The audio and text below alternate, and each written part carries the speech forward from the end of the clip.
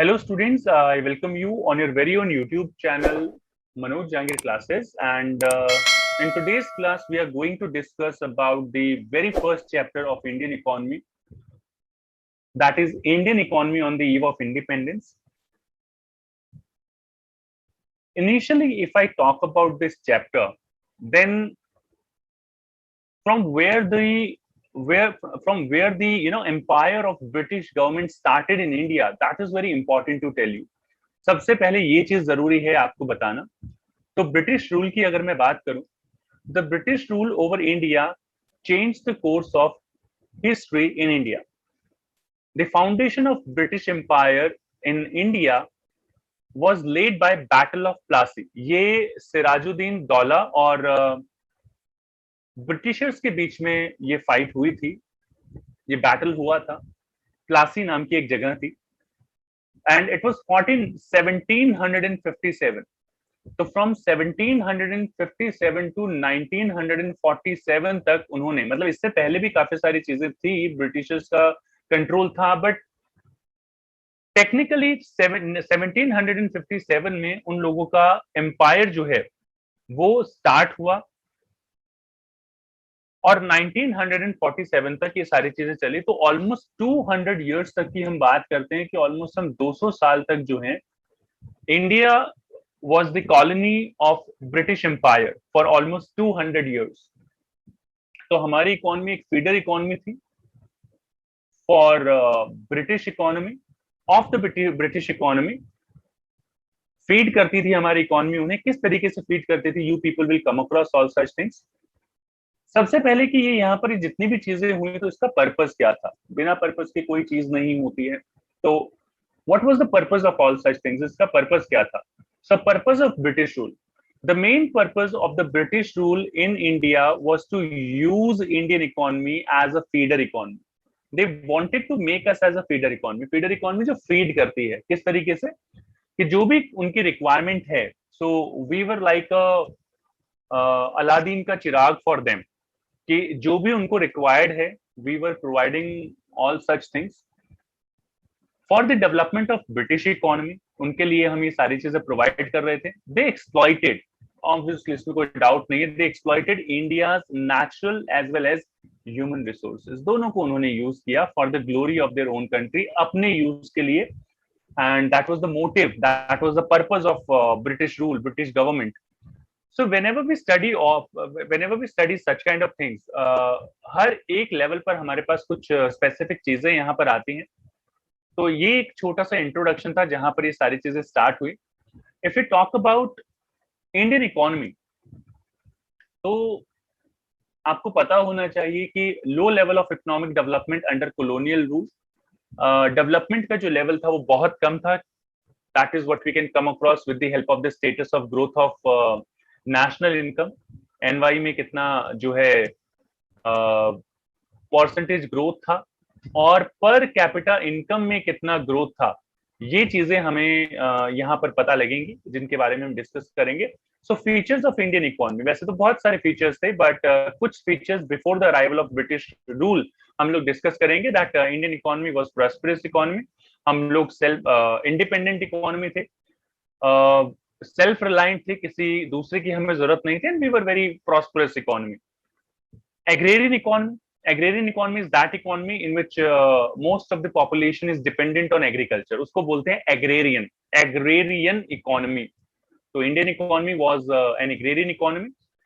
Agriculture was the main source of livelihood for most of the people, and it engaged about 2/3 of the total population.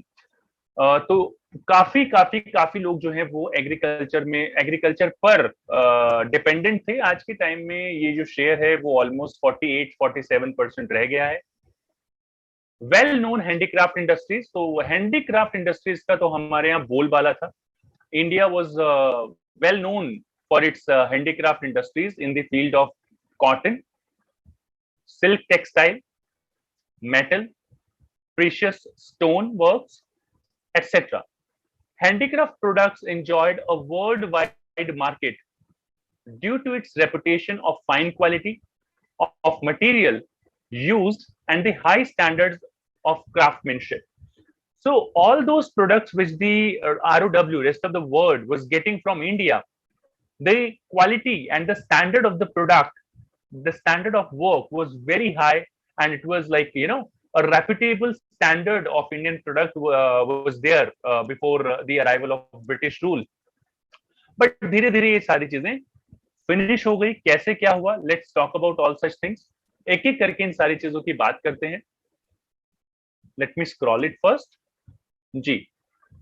So during British rule, अब हम British rule के बारे में बात करें तो we will be talking about so many aspects of Indian economy.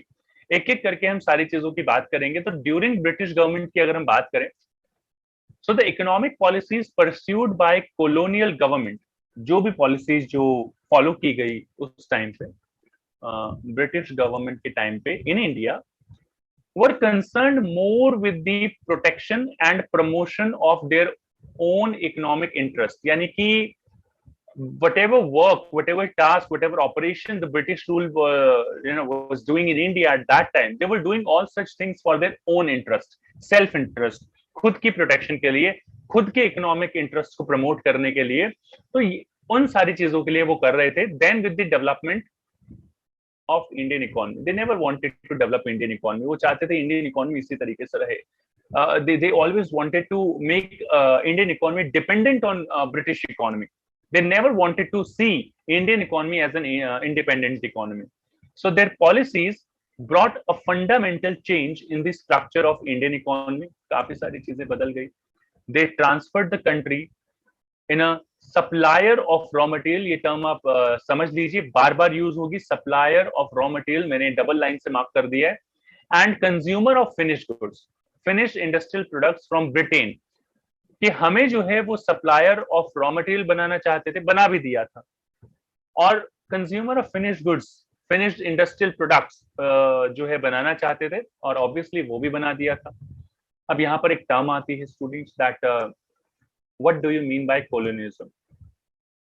Colonialism का मतलब क्या होता है? तो like in such a state what happens that a country makes the other country its colony, and जितना भी रूल करना या पॉलिसीज बनाना, ये जो है एक कंट्री के हाथ में होता है. So colonialism refers to a system of political and social relations between two countries, of which one country is the ruler. India के केस में ब्रिटिशर्स रूलर थे, and the other country is it's colony, जो India थी.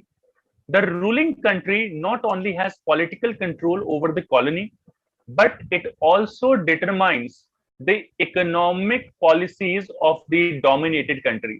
मतलब political control भी आपका होगा और इकोनॉमिक पॉलिसीज जो हैं वो भी आप बनाएंगे, just like British India, British government used to make for Indian economy. जिस तरीके से वो करते थे वैसा ही कुछ. अब यहां पर इसके बाद एक बहुत सिग्निफिकेंट चीज आती है. If you talk about per capita income and national income, और growth of national income and per capita income at that time, तो अगर यहां पर हम लोग बात करें तो किस तरीके की सिचुएशन थी इंडियन इकोनॉमी की eight that time. So low level of national income हुआ करता था हमारा, और पर कैपिटा इनकम भी बहुत लो हुआ करता था. इसके बारे में आपको एक चीज जो है वो ध्यान देने की रिक्वायरमेंट है कि जो नेशनल इनकम की ग्रोथ थी that was around 2%, less than 2%, not 2%, less than 2%. And per capita income की जो ग्रोथ थी that was around 0.5% per annum. ये पर एनम पे ही मेजर किया जाता है, पीए per annum, per annum. So the economic condition of a nation can be judged with the data of national income and per capita income. But I would like to tell you, unfortunately, Britishers did not make any sincere attempt to estimate the national income or per capita income of India in their tenure. कभी उन्होंने focus नहीं किया इस चीज पे.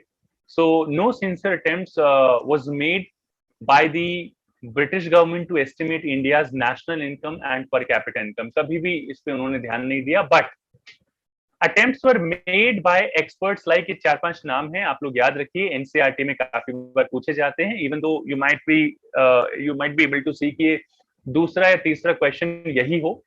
जो इस तरीके से आता है एनसीईआरटी में. So some efforts were made by some of the economists like Dadabhai Naoroji, William Digby, Findlay Shiras, Dr. V.K.R.V. Rao, R.C. Desai. These were the people who estimated national income and per capita income at their own at that time. उस time पे इन्होंने खुद ये data collect किया. But all these estimates produced conflicting and inconsistent results. But इन जितने भी ये जो डेटा कलेक्ट किया था इकोनॉमिस्ट ने, वो बहुत ज्यादा कंफ्लिक्टिंग था. It was inconsistent at the same time कि आप उसके ऊपर रिलाय नहीं कर सकते थे.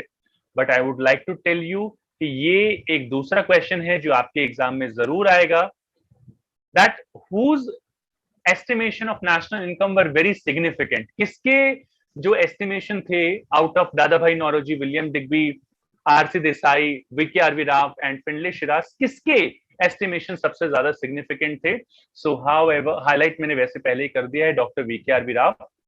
However, estimates of Dr. Rao on national and per capita income were considered very significant, क्योंकि इन सारे लोगों में से सबसे सिग्निफिकेंट अगर कोई रिजल्ट्स थे जो कंफ्लिक्टिंग नहीं थे और कंसिस्टेंट थे, तो वो डॉक्टर वीके आरवी राव के एस्टिमेट्स थे.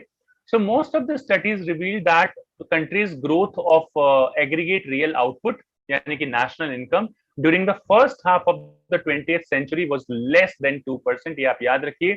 Another question which can be asked and in your examination.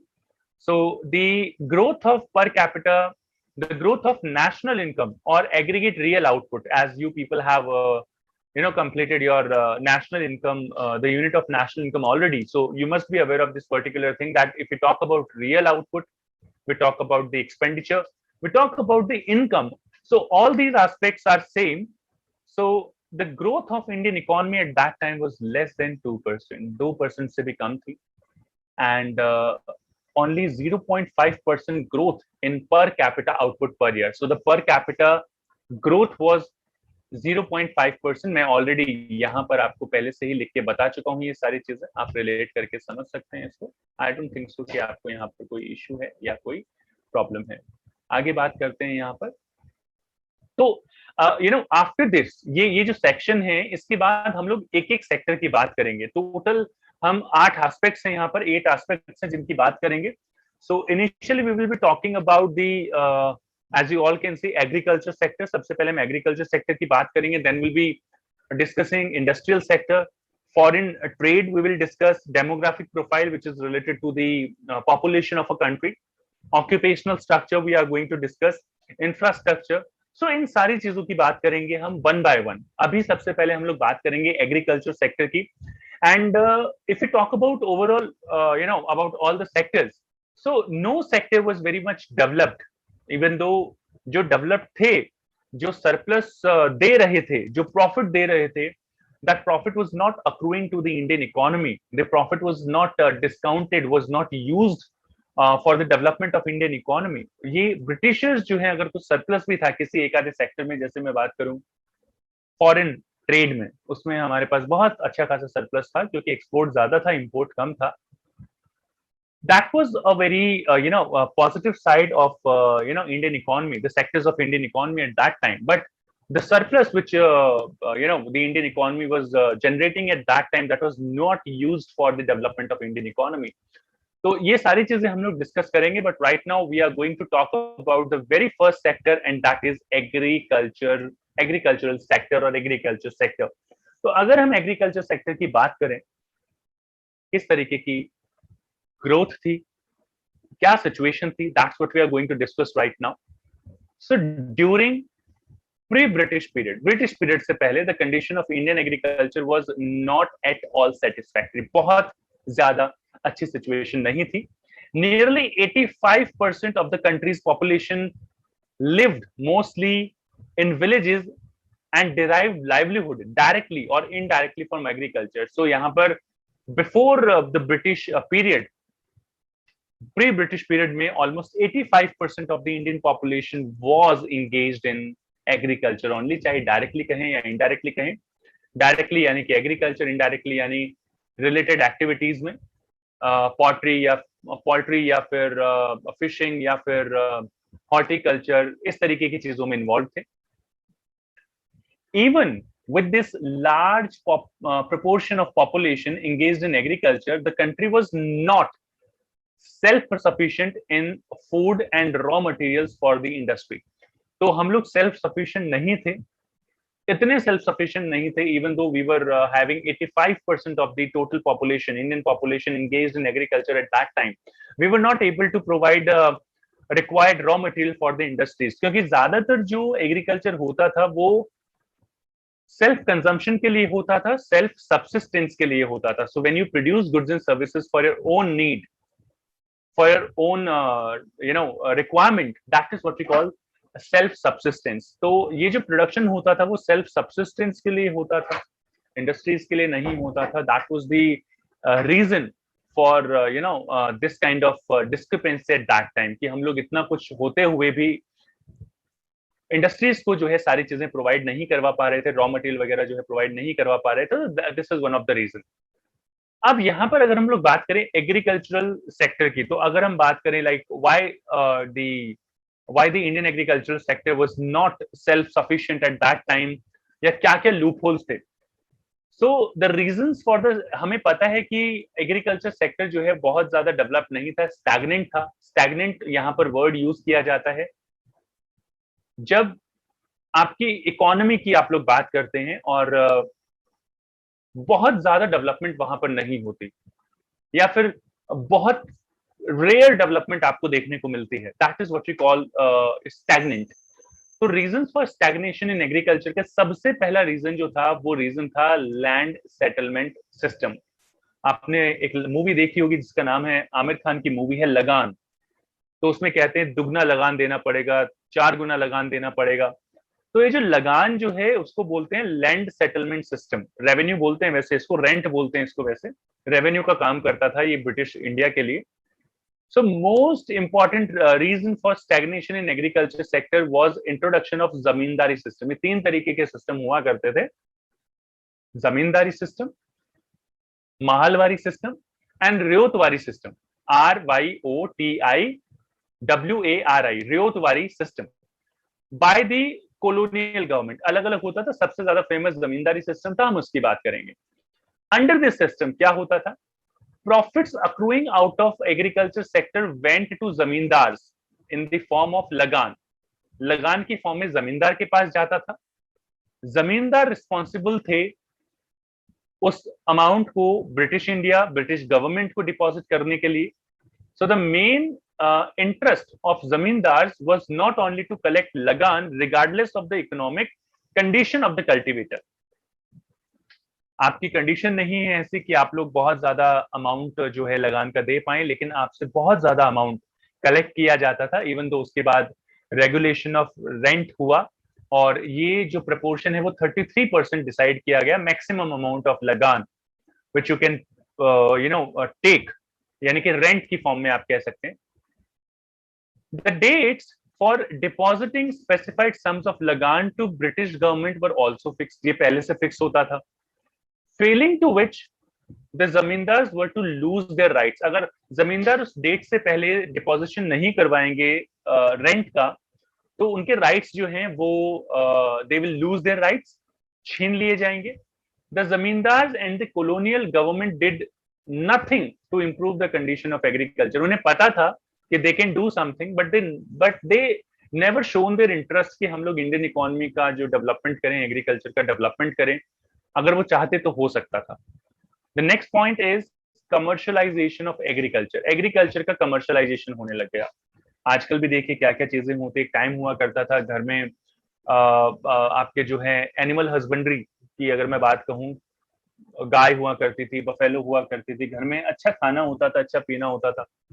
Right now what is happening, we have started selling the milk in the market, we have started producing the goods according to the needs of the market, and that is what we call commercialization of agriculture।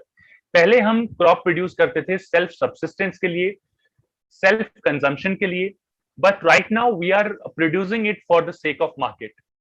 So commercialization of agriculture means production of crops for sale in the market rather than for self-consumption. Even though it is a very positive aspect for the Indian economy, but इसके कुछ negative aspects भी हैं. अब इससे हुआ क्या? So during the British rule, farmers were given higher price for producing cash crops like cotton produce कर लीजिए, jute produce कर लीजिए, so that such crops could be used as raw material for the British industries. तो British industries के लिए वो ये use करना चाहते थे, lucrative price देते थे. आप प्यार से मानते हैं तो ठीक है, otherwise आपको force किया जाता था that you will have to produce such kind of crops. Thus, British rule promoted shifting of crops from food crops to cash crops. तो जहां पर हम wheat, rice, pulses, oil seeds का प्रोडक्शन करते थे, instead of them we started producing cotton, jute, indigo. ये जो industries में सारे गुड्स जो हैं यूज होते हैं, हम इनको जो है यूज करने लग गए. तो स्टैग्नेशन का पहला रीजन क्या था? Land revenue system, land settlement system. दूसरा था कमर्शियलाइजेशन ऑफ एग्रीकल्चर, जिसके कुछ नेगेटिव एस्पेक्ट्स भी हमें देखने को मिले. So during British rule, agriculture was commercialized to cater the needs of the British industries, क्योंकि ब्रिटेन में इंडस्ट्रियल रेवोल्यूशन स्टार्ट हो गया था, and for that they needed raw material and Indigo for bleaching of the cloth. तो यहाँ पर India में force किया जाता था इंडिगो प्रोड्यूस करने के लिए. And I would like to tell you one thing कि एक बार आप इंडिगो जिस लैंड पर प्रोड्यूस कर लेते हैं, that land becomes bald and you can not produce anything. That land becomes infertile और बाल्ड. तो उस पे आप कुछ भी फ्यूचर में प्रोड्यूस नहीं कर पाएंगे. तो इसलिए जो इंडियन फार्मर्स थे, they used to avoid the production of indigo, but Britishers used to give them attractive price, lucrative price. तो फोर्सफुली उनसे ये सारी चीजें करवाई जाती थी. The British industries were always in need of raw material like cotton, jute, groundnut, sugarcane, etc. So to keep their factories running in India, to keep their factories running in Britain, basically British industrialists जो थे उनके लिए यहाँ पर ये सारी चीजें required थी. तो फूड क्रॉप की बजाय ये सारी चीजें ज्यादा प्रोड्यूस करते थे, ऑफर करते थे हाई प्राइस इंडियन पीजेंट्स को, ताकि अट्रैक्ट किया जा सके प्रोड्यूस करने के लिए instead of food crops. And to the extent of commercial agriculture went so far as to make many peasants purchase their food requirements from the shops in towns. कि जो farmers थे, they were producing food crops from the market, कि वो भी produce नहीं कर पा रहे थे. एंड इसकी वजह से frequent famines वगैरह भी इंडिया में जो है वो आए, उसके लिए भी ये रिस्पॉन्सिबल है. तो ये कुछ रीजंस मैंने चलते चलते आपके साथ डिस्कस कर लिए हैं. 2 रीजन स्टैग्नेशन के मैं ऑलरेडी बता चुका हूं. इसके बाद हम लोग बात करेंगे लो प्रोडक्टिविटी की, कि जो हमारा प्रोडक्टिविटी थी वो बहुत ज्यादा कम थी as compare to the other countries in the world. अगर हम प्रोडक्टिविटी की बात करें तो आज 1947 में जितना हम लोग प्रोड्यूस करते थे, मैं यहाँ पर राइस की बात कर रहा हूं, तो राइस जितना प्रोड्यूस करते थे, राइस का आज के टाइम में 4 टाइम्स प्रोड्यूस कर पा रहे हैं. ये हमारी प्रोडक्टिविटी है, प्रोडक्टिविटी इंक्रीज हो गई है. और अगर हम बात करें वीट की, तो वीट जितना 1947 में हम प्रोड्यूस करते थे, उस वीट का 5 पॉइंट, वीट की बात कर रहे हैं, आज के टाइम में कितना प्रोड्यूस कर पा रहे हैं, 5.2 टाइम्स उसका प्रोडक्शन जो है हम आज कर पा रहे हैं उसी लैंड पे. ये प्रोडक्टिविटी की बात कर रहा हूं यहाँ पर मैं. इतने टाइम्स जो है ये इंक्रीज हुआ है over a period of time. So let's talk about the low productivity first of all. थोड़ा सा आपको एक्सप्लेन कर देते हैं. Low level of technology, lack of irrigation facilities and negligible use of fertilizers resulted in low level of productivity. इनकी वजह से हमारी प्रोडक्टिविटी कम थी. The cultivator had neither the means nor any incentive to invest in agriculture. कि cultivators के पास ना तो means थे, यानी कि ना तो मॉनेटरी सपोर्ट था और ना कोई इंसेंटिव था, क्योंकि उनको पता था whatever they are going to produce वो ब्रिटिश गवर्नमेंट के पास जो है वो चला जाएगा, उनके पास कुछ भी नहीं बचेगा. And the zamindars had no roots in the villages, while the British rule spent little on agriculture. बहुत कम स्पेंड किया करते थे एग्रीकल्चरल टेक्निक्स पे या मास एजुकेशन पे, सो दैट लोगों को पता लगे. तो this is one of the reason. All this made it difficult to introduce modern technology, जिसकी वजह से मॉडर्न टेक्नोलॉजी इंट्रोड्यूस नहीं हो पाई और परपेचुअली जो हमारा प्रोडक्टिविटी लेवल है वो बहुत ज्यादा कम हुआ. कुछ ऐसे एरियाज भी थे जिनका एडवर्स इफेक्ट हुआ पार्टीशन पे, एंड ये जूट के रिगार्डिंग सारी चीजें हैं. सो India's agricultural production received a further setback due to the country's partition at the time of independence. A sizable proportion of undivided country, highly irrigated and fertile land went to Pakistan में चली गई. और जो पूरा का पूरा jute producing area था वो ईस्ट पाकिस्तान में चला गया, जो बांग्लादेश में था. तो अगर पार्टीशन का किसी स्पेसिफिक क्रॉप पे बहुत ज्यादा इंपैक्ट पड़ा तो दैट वाज जूट इंडस्ट्री. ये आप याद रखिएगा. So India's jute goods industry, which had enjoyed world monopoly, so far suffered heavily for lack of raw material. तो प्रोडक्टिव एरिया एक तरफ चला गया, प्रोड्यूसिंग एरिया एक तरफ चला गया, इंडस्ट्रीज एक तरफ रह गई. एडवर्सली इम्पैक्ट किया जूट के प्रोडक्शन को. The next point is scarcity of investment. Investment की बहुत ज्यादा स्केसिटी थी. Agriculture was facing scarcity of investment in terracing, flood control, ये जितनी भी चीजें होनी चाहिए थी, drainage. Some farmers changed their cropping pattern from food crops to commercial crops. A large section of tenants, small farmers and sharecroppers neither had resources and technology nor had the incentive in agriculture. चाहते हुए भी कुछ नहीं कर सकते थे, incentive नहीं था, फाइनेंशियल रिसोर्सेज नहीं थे उनके पास. Because of that lack of investment was there. Share cropping का यहाँ पर मतलब होता है, share cropping is a form of agriculture in which a landowner allows a tenant to use the land in return for a share of the crops produced on their portion of land. अपनी crop पे कुछ हिस्सा आपने share cropper को दे दिया, आपने आपस में शेयर कर लिया. इस तरीके के ये रीजंस हैं जो प्रोडक्टिविटी जो है इंडिया की क्यों कम थी. आप कह सकते हैं डोमिनेंस ऑफ एग्रीकल्चर था, इसकी वजह से भी this is one of the reason. Rainfall पर हम लोग बहुत ज्यादा डिपेंडेंट थे, that is one of the reason. तो ये सारी चीजें बहुत ज्यादा होती थी जिसकी वजह से ऐसा कुछ हुआ. And this is all about this video. आपसे बाकी नेक्स्ट क्लास में मिलते हैं. Will discuss the industrial sector. आज की क्लास में इतना ही. Thank you so much for watching this video. See you in my next class. Thank you all of you.